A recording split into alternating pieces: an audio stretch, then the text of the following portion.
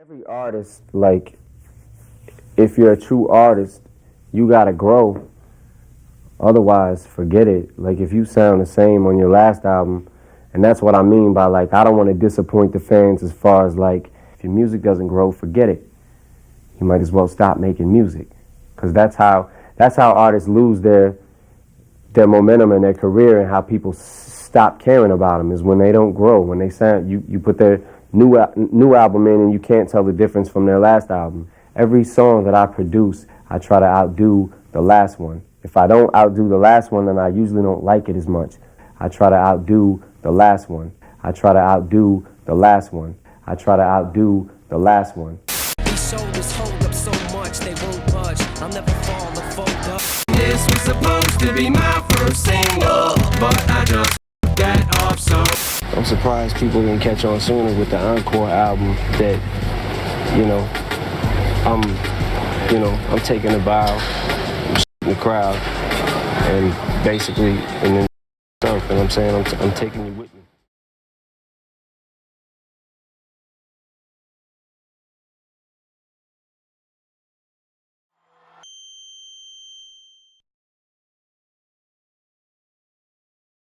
Five minutes. Another state. 5 minutes, where him at? 5 minutes. Damn. Crazy, man. I ain't seen that all day, man. See if you can find him, man. That's right, definitely, though. Sing that right. I'm gonna check on him, right? Yo, Em, you good? Yeah. I'm good. You straight? I'm good, baby. Showtime. It's time to do it. Okay, I know. Give me 2 minutes. Yeah, we gotta go. Yo, I just told you guys, give me 2 minutes. God damn. I'm walking right now. You put my jacket on.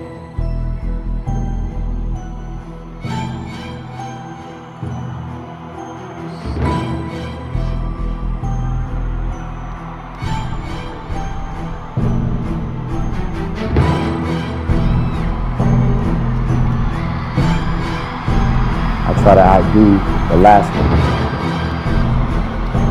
If I don't outdo the last one, then I usually don't like it as much.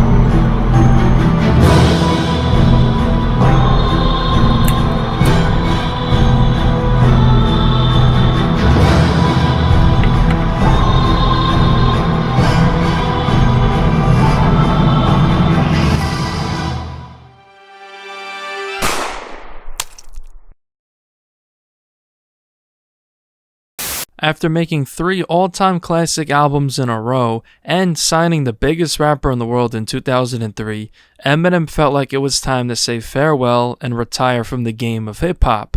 Eminem had one more album left in him to bid farewell and take a final bow. Fans and critics wondered how on earth he was going to follow up a masterpiece in the Eminem Show.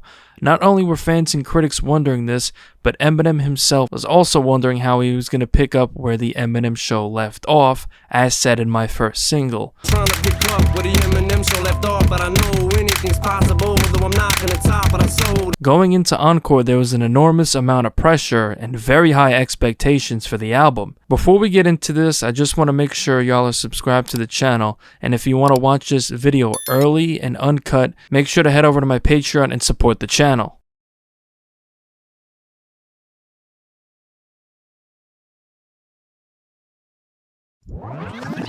In 2002, Eminem dominated the world with the release of his album The Eminem Show and his blockbuster film 8 Mile. Eminem was at the pinnacle of his career in 2002 and had the weight of the world on his shoulders, but some of that weight would be relieved with the signing of 50 Cent to Shady Records. 50 would take the world by storm, and Eminem seemingly passed the torch to 50 Cent as the biggest rapper in the world.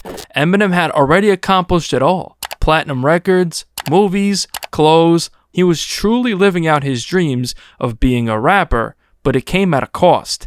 Eminem is a guy who actually hates being famous, as he stated on his track Say Goodbye Hollywood on his album The Eminem Show, becoming the first rapper in hip-hop history to win an Oscar for his track Lose Yourself.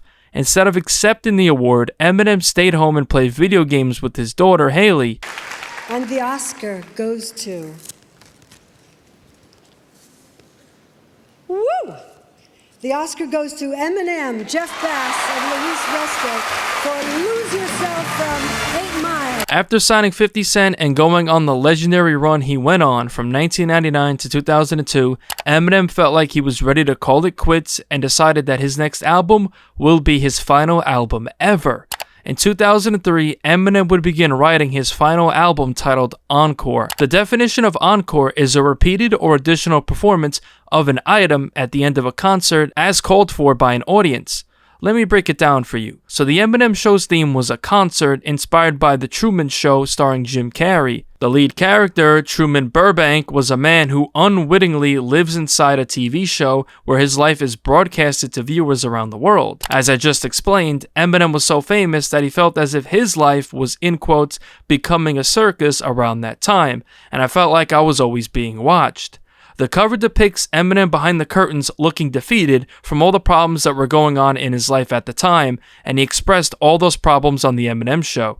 The album opened and closed with the curtains up and curtains down skits, signifying the end of the show. Going back to the definition of encore, it states that it's a repeated or additional performance at the end of a concert as called by the audience. You know, when people cheer encore at the end of a performance, basically asking for more. So this was basically a continuation of the Eminem Show concert that he performed. Now this album would have a very different plot to it than the Eminem Show. This being Eminem's supposed final album, he wanted to go out with a bang. Before we get into the overall theme of the album, let's get into some conflicts Eminem was faced while recording Encore. Firstly, Eminem was actually at the peak of his drug addiction. In quotes, "My drug usage started at the beginning of that first album. I didn't take anything hard until I got famous. I was experimenting. I hadn't found a drug of choice. Back then, you went on tour and people were just giving you free drugs. I managed it for a little while, and then it just became, I like this too much, and I don't know how to stop." Encore took a whole different trajectory because Encore was during my addiction. I was realizing I'm getting addicted to these pills. The story goes that Eminem had to actually get clean for a couple of months during the filming of 8 Mile in early 2002, so when he was finished with the filming, he got back on drugs and was even worse than he was before. Keep this in mind because it will play a huge role in the overall quality and mindset of the album. The other huge conflict was that 5 songs that he recorded in 2003 for Encore actually ended up leaking by his brother Nate's friend because Eminem had given Nate a copy of those tracks on a burned CD. The tracks that leaked were We As Americans, Love You More, Bully, and Evil Deeds, with We As Americans actually intended to be the album's opening track. I was just coming off the Eminem Show and the 8 Mile soundtrack, and I started recording and had about 7 or 8 songs that was very much in the vein of what I do, but we ended up putting them out as a bonus disc because the songs leaked. If those hadn't leaked, Encore would have been a much different album. If that would have been on Encore and the other couple of songs that leaked he wrote, to me, it would have been right there with the Eminem Show as far as caliber. This was a recipe for disaster. As his drug addiction grew worse and his confidence hindered by the leaking of some tracks, Eminem found himself in a goofy mood from all the drugs, so he wrote the replacement tracks in seconds. So now I go Make Ass Like That, Big Weenie, Rain Man, all those silly songs, which I'm writing in seconds at this point in time, he wrote. I was just riding high and feeling good about what I'm doing. I got 20 in me and this is fun to do, and I'm having fun, so it. Eminem switched the entire mindset of the album, going from being Eminem Show caliber to now being a drug-induced joke that was now intended on pissing people off and trolling.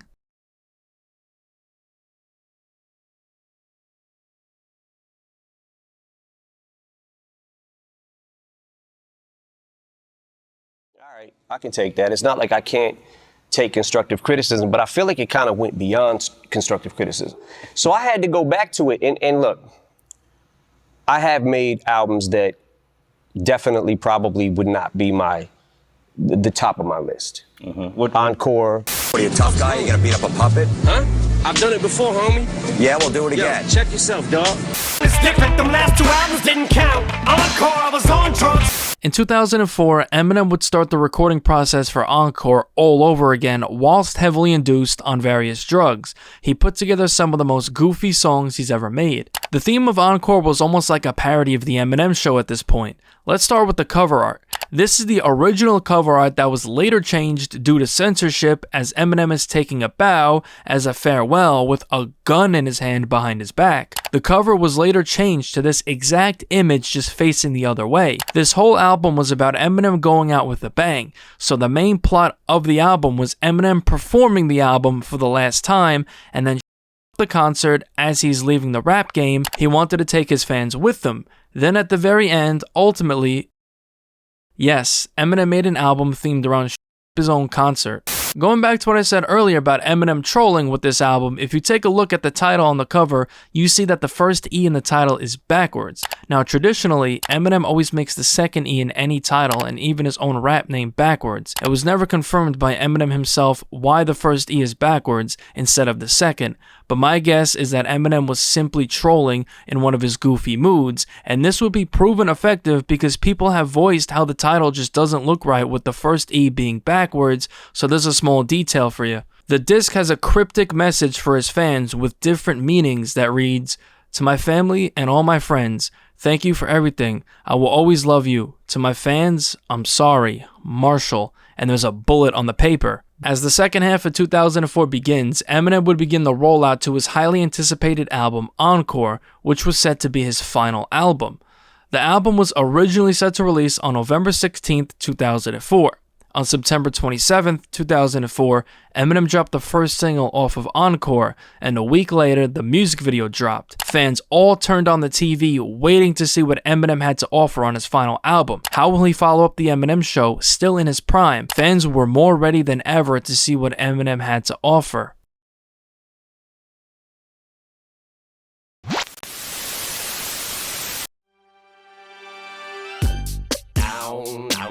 Just Lose It, a comedic track centered around parodies of various celebrities throughout the track and music video. This track immediately sparked controversy straight out of the gate, most notably with none other than Michael Jackson. Eminem uses his edgy humor to clown Michael Jackson throughout the track for his ongoing case about doing things with kids. I done touched on everything but little boys. That's not a stab at Michael, that's just a metaphor. I'm just psycho. Despite being viewed as relatively disappointing, receiving mixed reviews amongst most fans and critics, Just Lose It would end up peaking at number 6 on the Billboard Hot 100.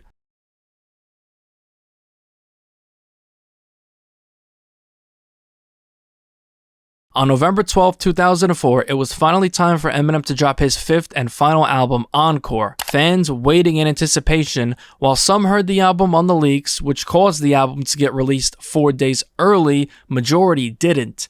People thought Just Lose It was probably just a fun track that Eminem wanted to drop, and now it was time to finally hear what Eminem had been making since the masterpiece, The Eminem Show. Was it going to be on the same level as The Eminem Show, or even better?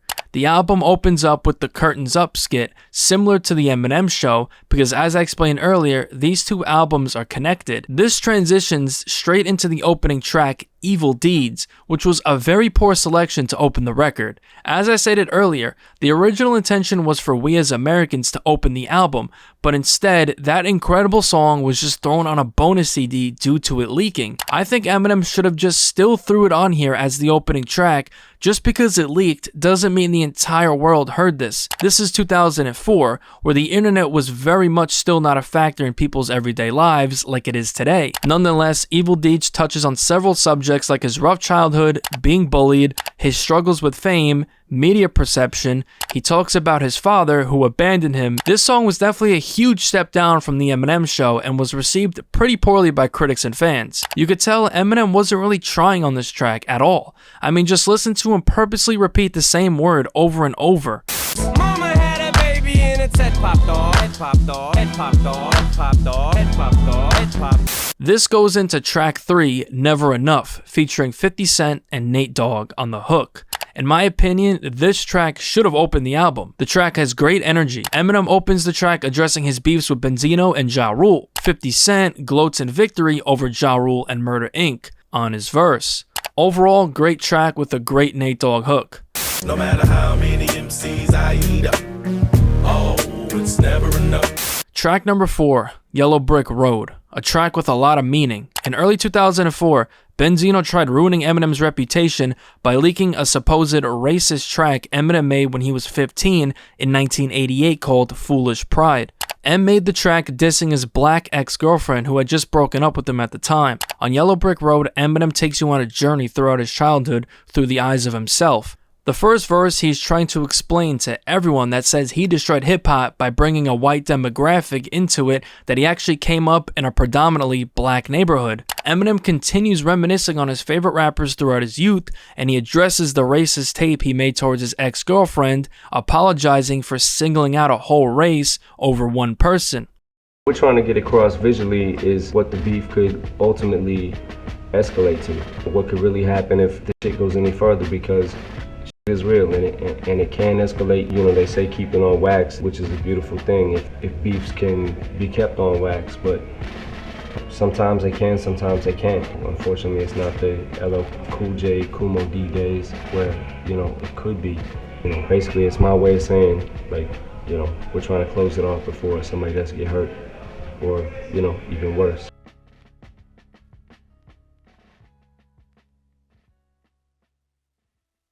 Like Toy Soldiers, track number 5. This track would serve as a single on the album with the music video to go along with it. Finally, Eminem is starting to show off his insane skill with this track. Heartfelt, touching track mixed with some great sampling and a fitting beat. Eminem opens up the track by addressing the recent battles he endured with Benzino and Ja Rule. M says he tried to squash it, but Ja mentioned M's daughter Haley, and that's when Eminem got involved. He then mentioned Suge Knight, which was later taken off all versions of the track, but while performing the song, Eminem actually says Suge's name. I went through my whole career without ever mentioning it, and that was just out of respect for not running my mouth. I went through my whole career without ever mentioning Suge. M brought Suge up because in the late 90s and early 2000s, Suge Knight and Dr. Dre were embroiled in a beef that saw Suge Knight publicly diss Dr. Dre during interviews. Eminem, being loyal to Dre, wanted to go at Suge, but Dre told him to stay out of it. Suge Knight also sent goons after Eminem on multiple occasions because he was trying to get M to sign to death row, and of course trying to destroy anything Dre was doing ever since Dre left death row in '96. The second verse, Eminem continues speaking on the 50 Cent and Ja Rule beef, and then goes at both Ja and Benzino. Eminem on this track is trying to end the beef because he doesn't want it to escalate into anyone dying, because these beefs were starting to get really serious. The my song, you know, going at Bush, like I just reached a point where I felt like it'd be a real letdown to any of my fans if I didn't speak on like how I felt from the heart. Like, I feel like this dude is driving our country in the ground. America is the best place to live, I feel like, you know what I'm saying? Like, I feel like we live in the best country there is, you know, and there's supposed to be freedom of speech, and we got troops overseas that are dying, and I feel like, you know, where's our explanation? Explain to us, you know, like this dude is running around, I feel like he's chasing his tail now. My message with Mosh to try to get across was like, whatever you gotta do, let's get this dude out of office, because if not, he's gonna spend the next 4 years, I feel like, driving our country in the ground. Mosh, a spin-off off his track Square Dance from the Eminem Show. This track was released online right before the 2004 US presidential election. This song, Eminem goes at Bush, disagreeing with the Bush administration's agenda to continue the war of terror in the Middle East. Eminem shows his support for John Kerry, who was running for president representing the Democratic Party. Eminem basically wants the US to bring the troops out of Iraq. So basically, Eminem is saying that Bush is putting the US soldiers at risk by engaging in war. Track number 7. Puke. Finally, a track about Kim. This track is Eminem showing how much he hates Kim. This song also comes at a time where Kim was addicted to and was in trouble with the law for drug possession. Not much else to really say about the track.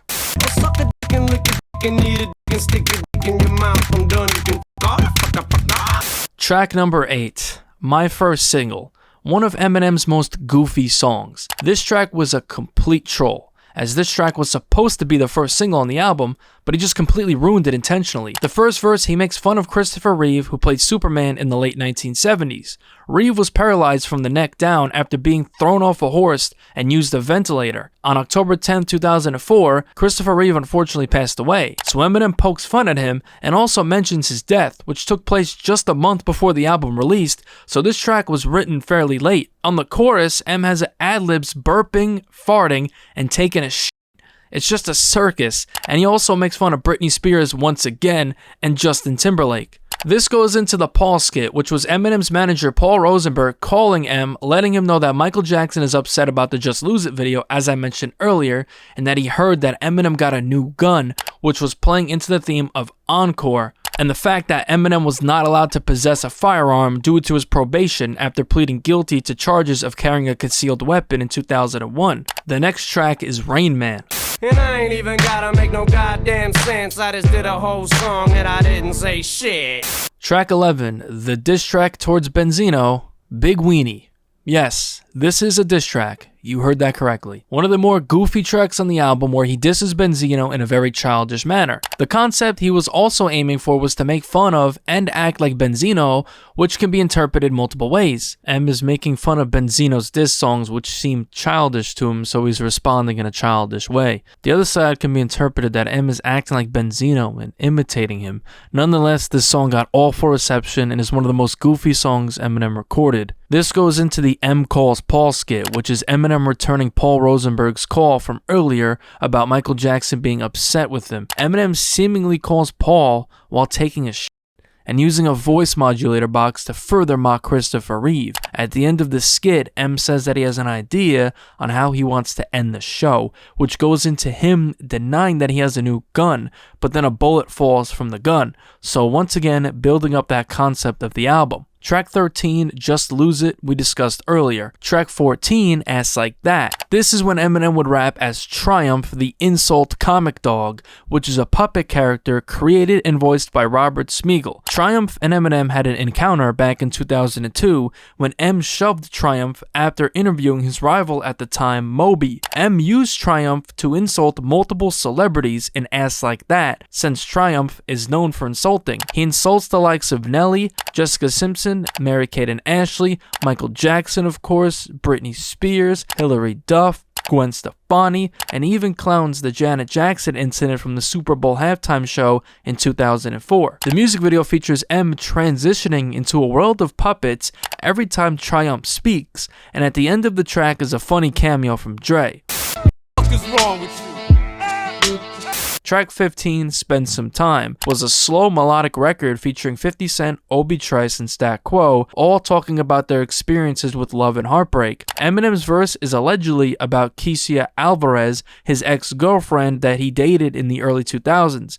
The song Mockingbird itself is such a personal song. What we did was we took old footage, and it really was the only way to do it. It's almost like the visual is already there. I protected Haley so much, you know, throughout my career since she was a baby, using little actresses to play the role of Haley. So people knew about her but didn't know what she looked like. I've got a niece that's pretty much grew up side by side with my daughter. She's with us all the time, and I don't want her to feel like a stepchild. I think overall they're gonna look back and my niece is gonna be like, my uncle really, he loved me. And my daughter's gonna be like, my dad, he loved me, so he did his job. One of Eminem's greatest songs of all time lands at track 16, Mockingbird, a masterpiece from the beat that Eminem and Louis Resto put together to the touching verses and chorus. This track sees Eminem talking to his niece Lainey and his daughter Haley, explaining to them how he knows how difficult it must be for them to grow up with all the chaos going on in their lives at the moment. The second verse sees Eminem reflecting on his past with Kim and their failed marriage, as he reminisces on how he even got to this point in his career and life in the first place. Eminem apologizes to his daughters with a melodic version of the traditional Mockingbird lullaby, easily one of, if not the strongest track on Encore, and showcases that despite all the foolery on this album, Eminem was still capable of making Eminem show level records. Sad we didn't see more effort like this put in on the album. Track 17, Crazy in Love, another love song as the title suggests, with a way different tone, using a sample from the song Crazy on You by Heart. Fans speculate who this track is about, but clearly it is about his ex-wife Kim. One Shot, Two Shot, the traditional D12 track that appeared on all of M's albums up to this point. Very energetic track, fitting the overall theme of Encore, as the track is about in the club. More specifically, this track talks about an altercation that occurred in 2002 at St. Andrews Hall in Detroit between D12 and Everlast. This goes into the final thought skit, which sees Eminem building to the finale of the album, the whole he had planned, as he crumbles paper, which is the note that appears on the disc. He then walks towards the stage while loading the gun he's been referencing throughout the album. The final track is Encore, featuring Dr. Dre and 50 Cent, a club banger which Eminem says goodbye on this track as he plans on leaving the rap game, as the track plays as the actual encore of the show. After the track is the Curtains Down skit attached to it. When Dre and 50 leave the stage, M follows, but then he comes back and the concert, saying that everyone is coming with them as he leaves the rap game. He then with his final words coming from the voice modulator. That's it. That's how Encore ends. Now, of course, there was a bonus CD that included 3 tracks, starting with We As Americans, a very gangster song detailing how ever since his 2001 gun charges, his right to bear arms was taken away for 2 years during his probation after pistol whipping the bouncer he saw kissing his ex-wife Kim. The beginning of the track sees an intruder breaking into M's house. As he tries to call the police, the intruder cuts the phone line, so he finds a gun and the intruder, basically painting the picture that he needs to protect himself as an American living in a crooked world, especially as a famous celebrity with a target on his back. This track actually landed Eminem on the FBI's watch list for a line threatening to kill the president. Love You More, another track about Kim. Basically, M says no matter what, they have this undeniable love between each other. And finally, the final track, Ricky Tikki Tok, is a freestyle going into how he loved hip-hop ever since his introduction to it, then going into how people try to use him and his camp for clout. M continues detailing the signing of 50 Cent and how he actually knew about 50's shooting when it occurred in 2000.